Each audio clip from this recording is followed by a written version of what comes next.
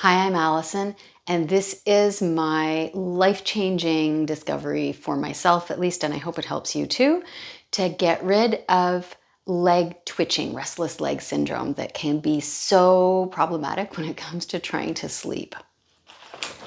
You need a stretchy band or an old pair of tights, and you need a pair of yoga tune-up balls or a couple of tennis balls in a sock, or even just one ball will do if that's all you've got.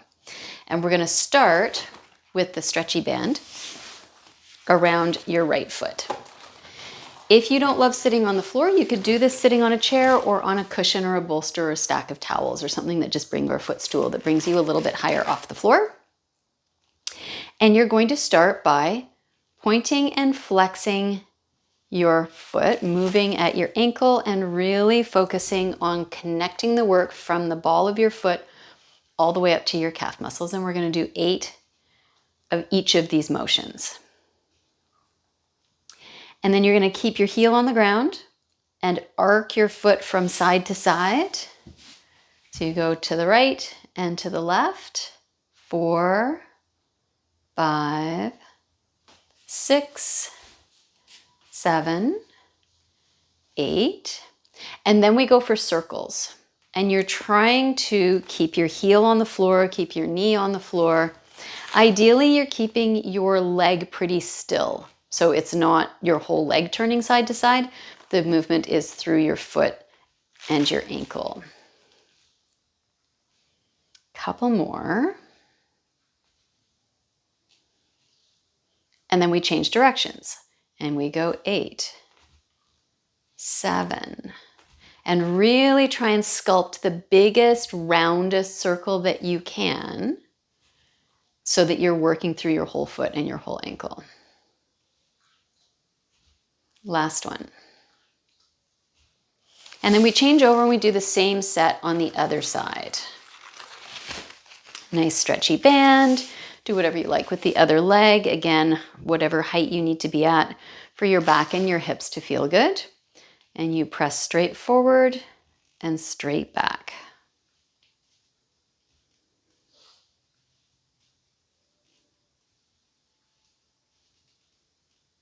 Five, 6. And I'm holding on fairly hard. I'm giving myself a fair degree of resistance with the band. Last one like this on this side, and I'm deliberately pulling back as far as I can as well as pushing forward.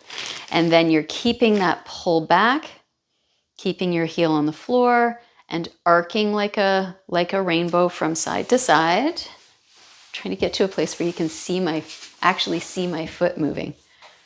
Right? So my heel is staying still, but my foot is arcing left to right. And I think that was 8. So then we go back to circles. Same deal, heel stays on the floor. Your heel will shift and move a little bit on the ground, and that's totally fine. But trying to keep your shin and your knee pretty centered and stable. Using as much or as little resistance on the band as makes sense for you. And change directions.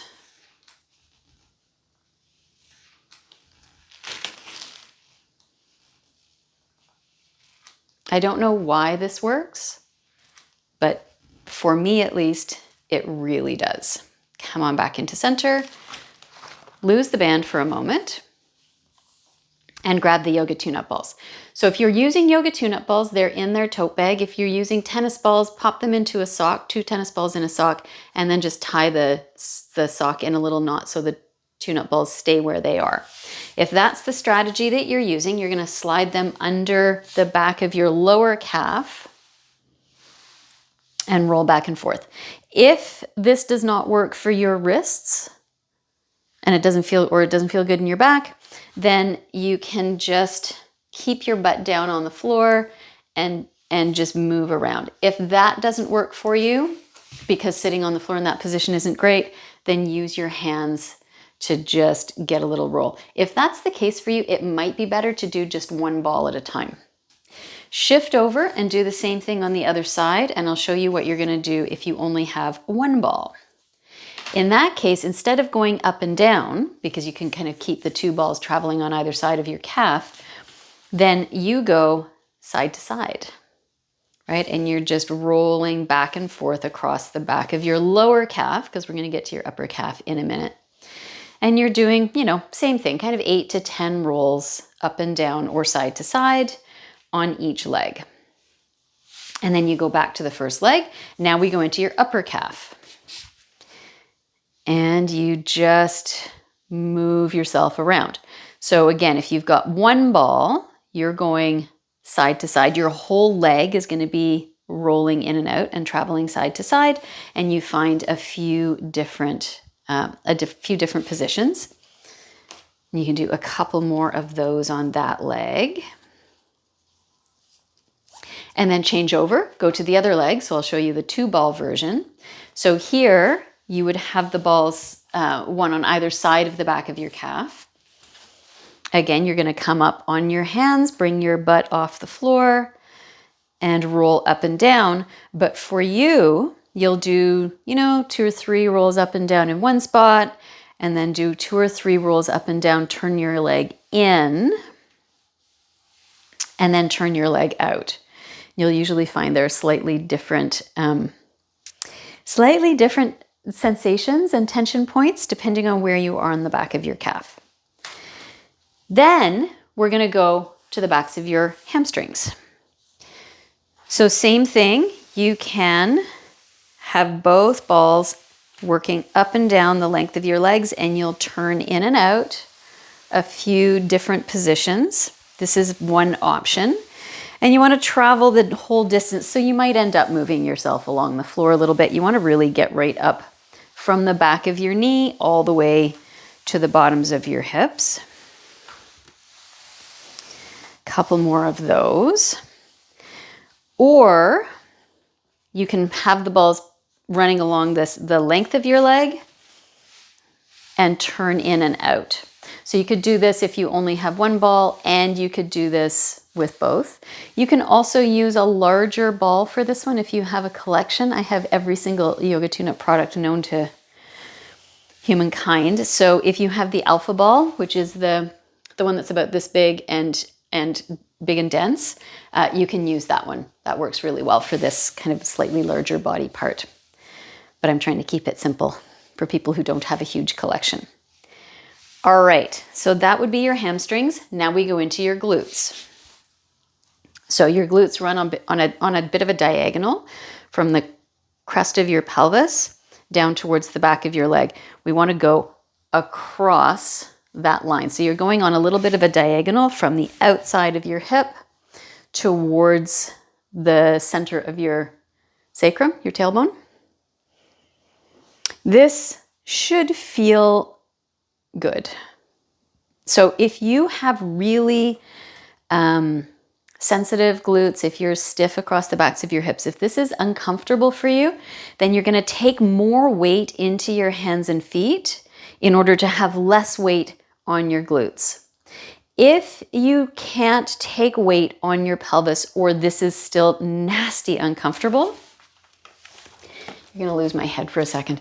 You're going to come to the wall and put the balls against the wall, or the ball, depending on what you're using, and then just move your hips up and down, side to side across the ball, so you're getting that massage without pressuring your hands and wrists, or without putting as much pressure on your glutes. And then you'll shift over and do the same thing on the other side. And then we're going to do something other than rolling. I have had what we in my family refer to as twitchy legs for years, like 30 years. And I don't sleep all that well. And sometimes I'm not sleeping very well because I'm twitching, which makes it hard to sleep. And I discovered this sequence about a month ago.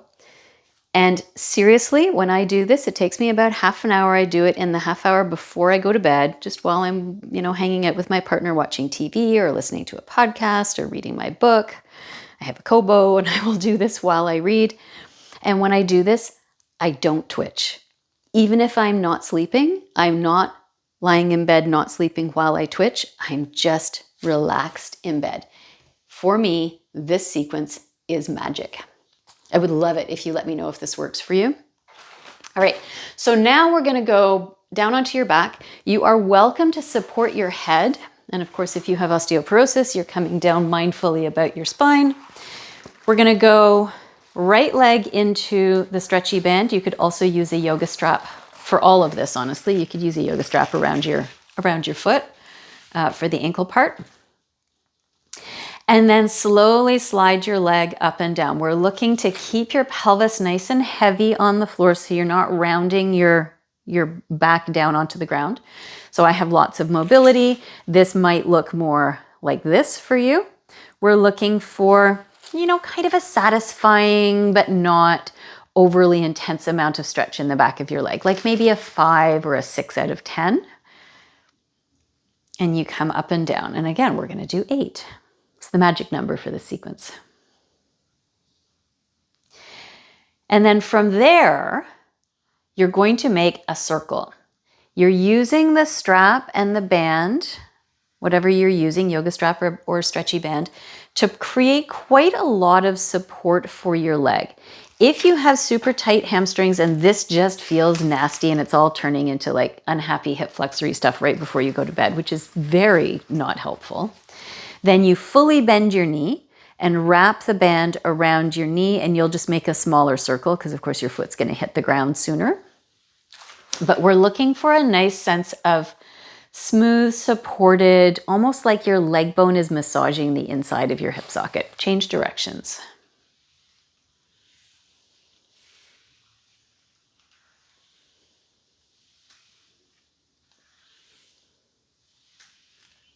Five, 6, 7. And one more is 8, and then we change over and do the same thing on the other side. You can have your other leg bent, you can have your leg straight, it doesn't really matter too much. We're just looking to now move your leg in your hip socket. We're getting up closer towards your deep hip muscles and your pelvic floor muscles, which I think, for me at least, are the key to what makes this such a magically effective sequence. And remember, I'm bringing my leg straight up towards the ceiling, but your leg might be bent. Your leg might be bent a lot. You might be only coming part way up, and you might be going with the band around your knee instead of around your foot. And then pause, and now go for your circles. And again, your size of circle is completely up to you. It's a circle that feels relaxing and soothing, and like you're getting this little bit of massage in your hip socket. So you vary this to be whatever it needs to be to work for you. Change directions.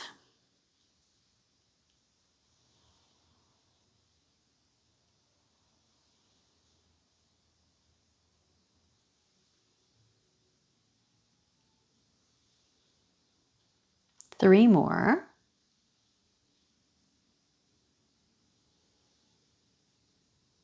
And last one.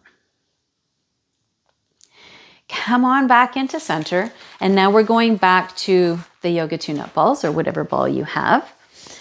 And we're going to kind of get a little personal now. We're going to work right around your sit bones. And this is really effective for your pelvic floor. And I think pelvic floor tension is a big contributor to twitchy legs, restless legs. So there are a couple of notes about this. This can be quite sensitive, and I don't want it to be uncomfortable for you. So the yoga tune-up balls are great because the density is good. If you have an older pair of yoga tune-up balls that are kind of broken down and soft, you might want to use those. You can do this sitting on a chair, and I will show it to you as we go through that process.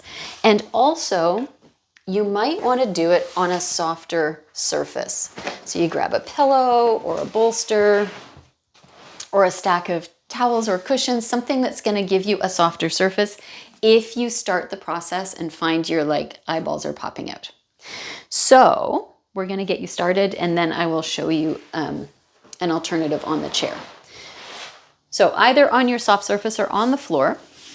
First find your sit bone. If you're not sure where your sit bone is, if you feel the back of your pelvis, it's the sticky, downy bone part at the very top of your leg, back of your pelvis. You'll feel there's kind of a round protuberance of bone. It's called your ischial tuberosity. It's the technical term, or your sit bone. So you have two of them, one on either side. Think of a clock face with 12 o'clock being at the back of that sit bone. You take the ball and you just slide it right in so that the forward part of the ball is right on the back of your sit bone. And it shouldn't be uncomfortable, and you're not on top of it. You are beside it. And then we're not actually rolling the ball now. You're just easing. So it's like the pressure of the ball is, here's your sit bone, and here's the ball, and here's all the muscle and connective tissue and skin and nerves and everything in between. And the pressure of the ball, as you just ease your body back and forth side to side, is just moving those tissues against the bone. And again, this should be reasonably tolerable. And if it's too intense, if it's more than, I don't know, it's more than like a 5 or a 6 out of 10, put yourself on something softer or move the ball a little farther away from your sit bone. And now, so you started at 12 o'clock, now go to 1 o'clock, which is just towards the outside. We're going to go on the outside of the sit bone first. And you're doing the same thing. You're doing about 8. I gave you more in the first one because I was giving you instructions, but you're doing about 8 of these just little shift to the side, shift back down, shift to the side, shift back down, and then move to 2 o'clock. So the sit bone's only this big. You're only traveling like an inch at a time. It's a very small position change. One more. And now go to 3 o'clock, which should put you directly along the side of that sit bone. And you do a few more shifts. And I'm just going to grab a chair.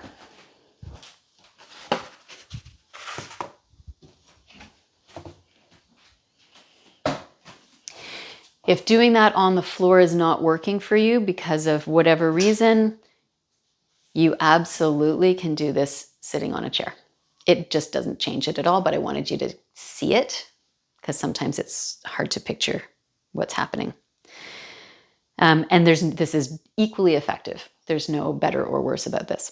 So now shift to 4 o'clock. And now you're heading more down towards your leg. You continue to just do this little lean onto the ball, lean off the ball motion. And as we start to come down towards the center of the back of your leg, we're beginning to get to a place where you won't really be able to feel your sit bone anymore because there's too much muscle attaching. Your hamstrings come up and attach to your sit bones. So come down to 5. And here you're probably feeling you're less precisely beside the bone. And that's okay. You just continue, you get as close to it as you can. Know that it's not going to feel quite so specific, and you continue to shift. The only thing we want to be mindful of is that your sciatic nerve runs down from your back, through your pelvis, along the back of your leg. Your sciatic nerve is quite big. It's about the size of your baby finger. It's not like a little fine hair of nerve. And we don't want to compress that. So if you get down to this sort of 5, 6, 7 range and you feel even one little bit of like, oh, that is zingy, or I feel that down the back of my leg, or that's painful, then you come off that spot immediately and you just change to a different spot because we don't want to compress that nerve. So come down to 6. We don't spend a lot of time at 6 really because, again, this is a spot where you're right on where the hamstrings attach. So you're not very well connected really to your sit bone. Now this is where it starts to get weird because now we're going along the inside of your sit bone, and this is more precisely targeting your pelvic floor. So we've been getting at your deep hip rotators up until now, which are absolutely related to your pelvic floor. So now you're coming around to 7, which means you are edging, you're still right beside your sit bone. At no point in this process should you be directly underneath any holes. You're more to the side. And you do the same thing. You rock onto the ball and you rock off the ball. This is where it tends to get sensitive. So now come to 8. And again, this is just like, maybe not even an inch, maybe half an inch in terms of the position change as you work your way around your sit bone. And you do a couple more there.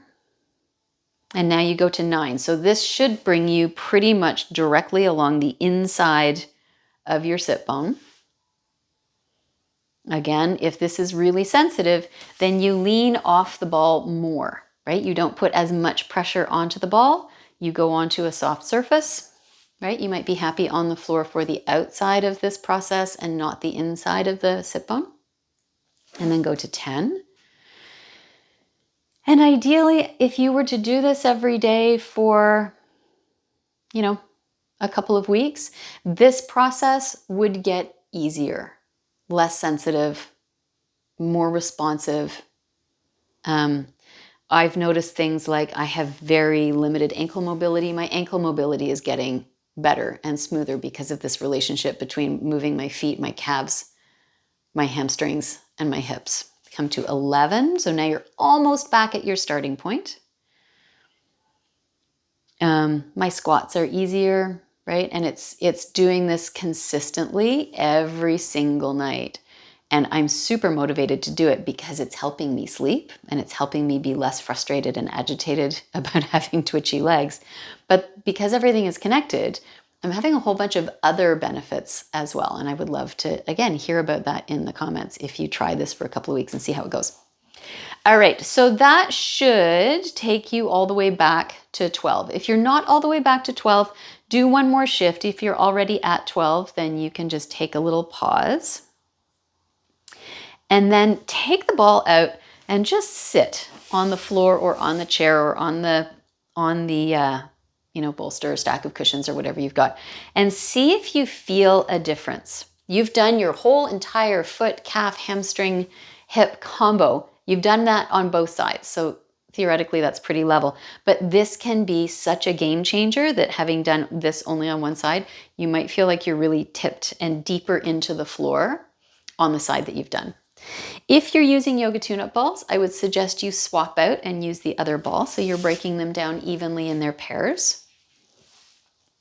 And then we do exactly the same thing on the other side. Start at midnight and just ease on and off the ball.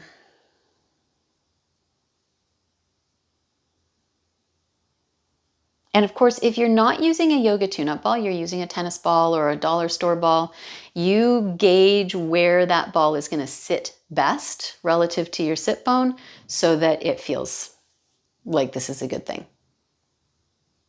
One more. So because we're on the other side now, we're going, you know what? I should have said, it sort of depends on which hip you started with. So I'm now on my right hip and I'm going backwards. So I'm now going to 11 first. So on the first side, I hope you went along the outside of your sit bone first, regardless of whether that was 1 o'clock or 11 o'clock as your first choice. And then we shift and we go to 10 o'clock or 2 o'clock if you're on the other hip.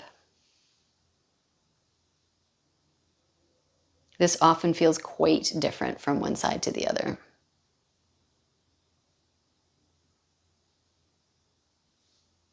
And shift again.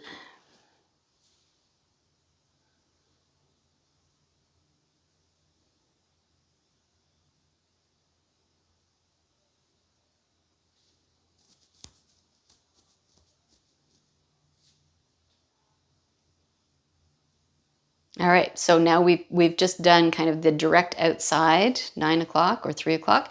Now go to 8 or 4.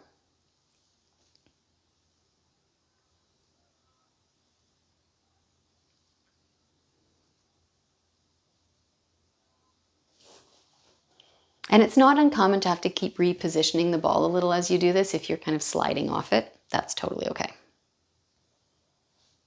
And shift again. This is where we're going to start being conscious of your sciatic nerve and the fact that you're kind of getting into this place where there's your sit bone and your leg bone and your hamstrings, and it just gets a little bit more unclear down at this particular zone. There's a lot going on in terms of bones and muscles. However, do your best. Come around to 6 o'clock. Hang out here for a moment. A little shifty shift. It's not the most exciting sequence ever, but you know, if you're about to go to bed, do you really want to be doing something exciting? Probably not. And it does take time. It's interesting. So sometimes if I am shift along to the next one, so 7 o'clock or 5 o'clock, 5 o'clock. I'm at 5. 7 o'clock if you're going the other way. And definitely coming into the less comfy zone now. If I'm short on time, this is the sequence that I will do. If I only have 10 minutes instead of half an hour, then this is, for me, I think this is the part that's most effective at quelling the restless leg. But you could certainly experiment. Shift to 4 o'clock or whatever the other side is. 8 o'clock, I guess, on the other side. And see which part of this sequence is most effective for your nervous system for, you know, cutting down on that just so aggravating twitching that happens. All right, coming into 3 o'clock or 9 o'clock. So right in the middle, again, might be more sensitive on one side than the other. Play around with leg position, add or decrease padding depending on what you're sitting on.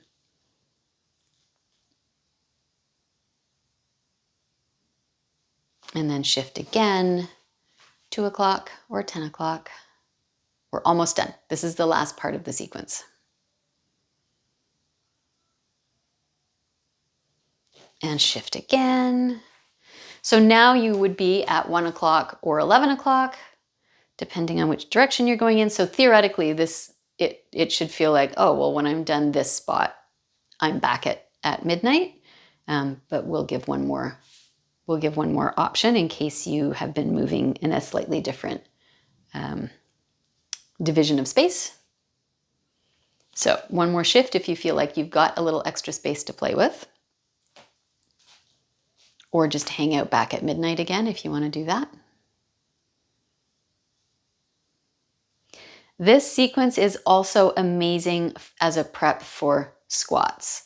It's amazing as a prep for hip hinging. This is a great sequence if you have osteoporosis or osteopenia and you're struggling with finding your hip hinge. This is a really great way to kind of get those muscles communicating and talking well all the way from your feet right up to your hips, and makes it easier to articulate the movement of your pelvis on top of your leg bones, right? Because your posterior hip muscles and pelvic floor have a lot of effect on that. And of course, it's super helpful for your pelvic floor. Yay. So if you take the ball out, and again, you just sit on the floor in whatever position you want, hopefully that now feels reasonably level and even from hip to hip. And if you've been doing this right before you go to bed, my best wishes to you for a peaceful, calm, non-twitchy, restless leg sleep. And as I said, I actually am really fascinated to expand this past a study group of 1. So let me know in the comments, or I'll include my email. Send me an email or a message. I would really love to know how this works for you. So I hope it was good. I hope it feels good, and I hope it's helpful. See you next time.